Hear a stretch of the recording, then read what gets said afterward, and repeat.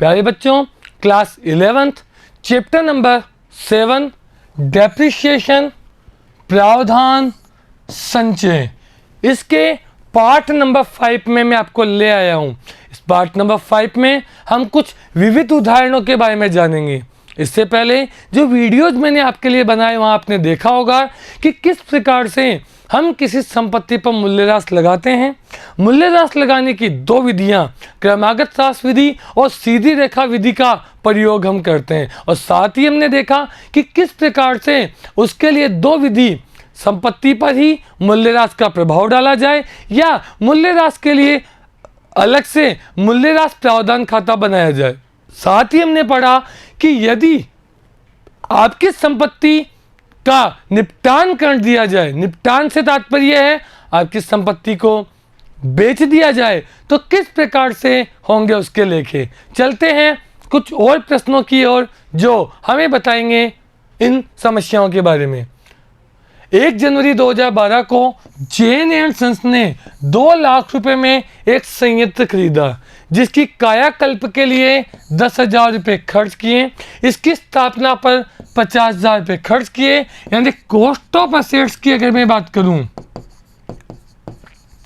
तो cost of asset कितनी हो जाएगी 2,60,000, जिस पर डेप्रिसिएशन 20% क्रमागत विधि से लगाया जाना है।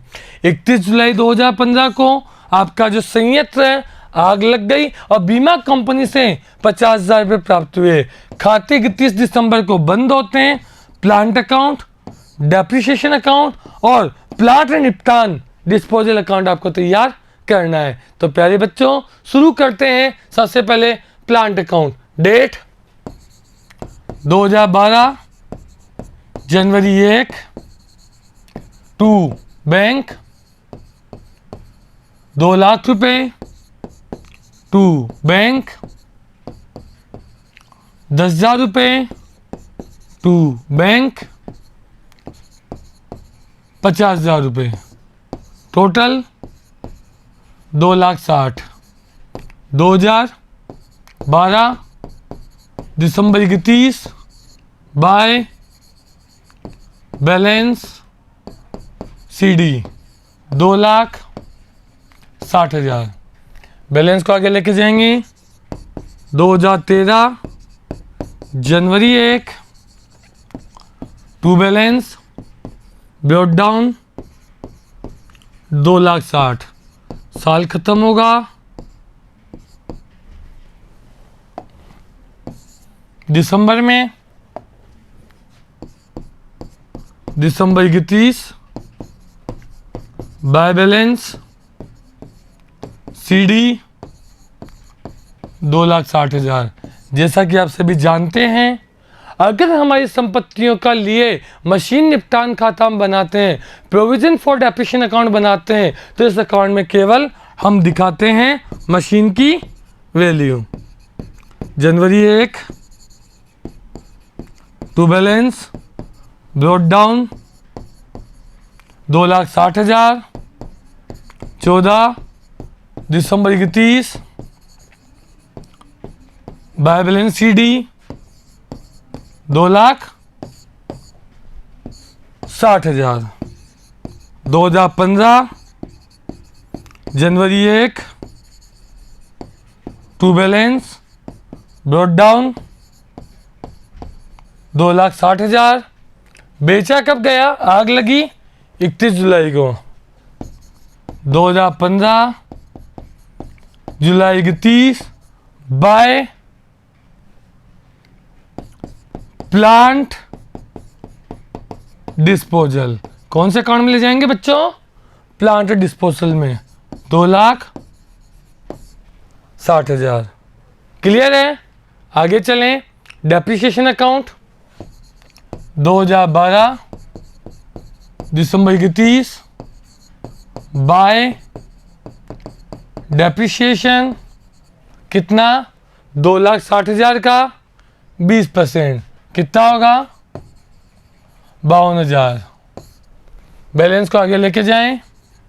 2015 दिसंबर 31 बाय बैलेंस CD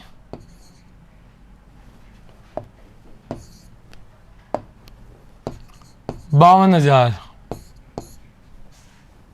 आगे चलें, 2013 जनवरी 1 बाय बैलेंस ब्रॉट डाउन 52,000। दिसंबर 31 बाय डेप्रिशिएशन। कौन सी विधि से हैं बच्चों? क्रमागत विधि। और क्रमागत विधि में जो डेप्रिशिएशन लगता है 2,60,000 में से हमने माइनस किया 52,000, बच गए 2,08,000 और 2,08,000 का निकाल देंगे 20%।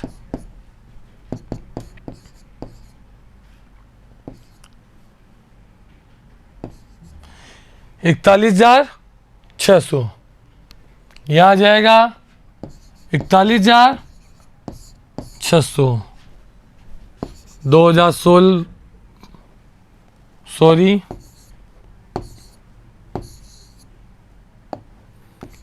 2013 दिसंबर 31 बाय बैलेंस CD टोटल कितना हो गया है? 93,600। बैलेंस को आगे लेके जाएंगे।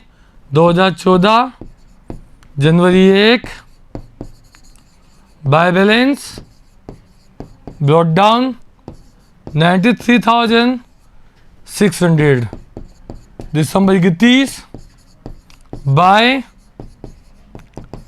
डेप्रिशिएशन। और आप जानते हैं डेप्रिशिएशन किस पे लगेगा? 2,08,000 में से 41,600 माइनस होंगे,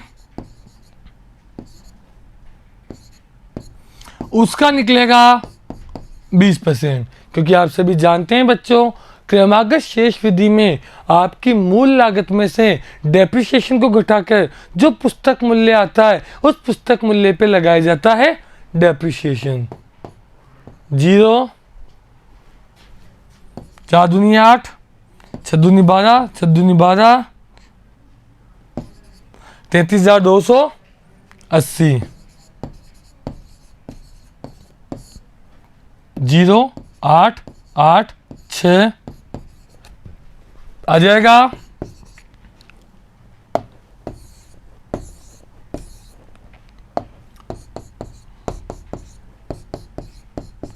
टू बैलेंस CD कितना? 1,26,880। बैलेंस को आगे लेके जाएंगे। दिसंबर 15 जनवरी 1 by balance brought down 1,26,880 by depreciation जुलाई 31 कितना आ जाएगा? आपका जो अमाउंट है वह 1,66,400। 1,66,400 में से माइनस करेंगे 33,280।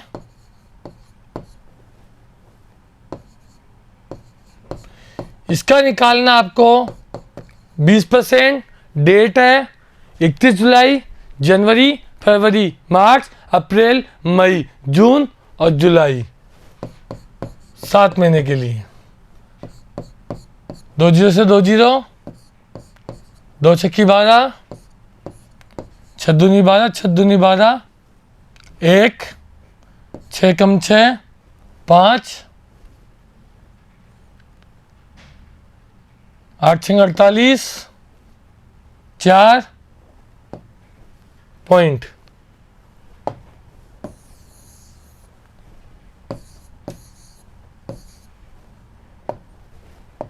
लगा देंगे 1,66,400 में से माइनस करेंगे 33,280। 0 2 1 इसका निकालना है 20%। और कितने महीने का?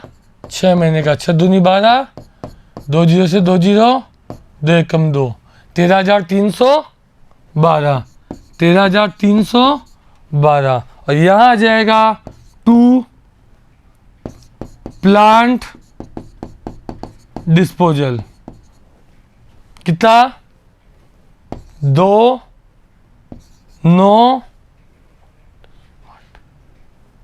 1 9 1 39 192।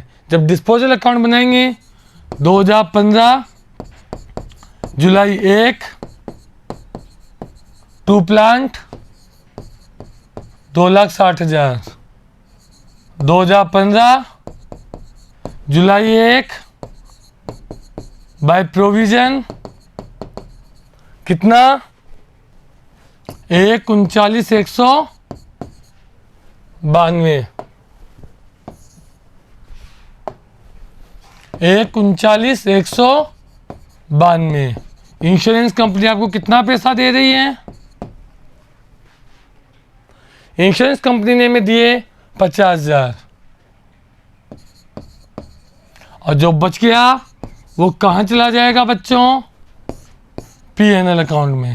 2,60,000 में से हम घटा देंगे 1,89,192। तो प्यारे बच्चों, इस प्रकार से 4 साल तक आपने उसे by balance BD by balance CD करके लास्ट में चौथे वर्ष में उसे आपने डिस्पोजल अकाउंट में ट्रांसफर किया, और जब आपके डेप्रिसिएशन की बारी आई तो क्रमागत विधि से आपने 4 साल तक डेप्रिसिएशन लगाया और दोनों अमाउंट आपने ट्रांसफर किए डिस्पोजल अकाउंट में। चलते हैं अगले प्रश्न की ओर।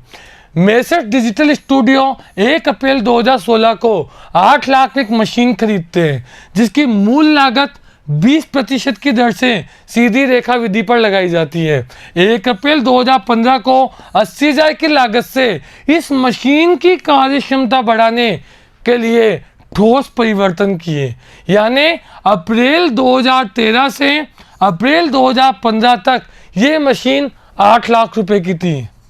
अप्रैल 2013 से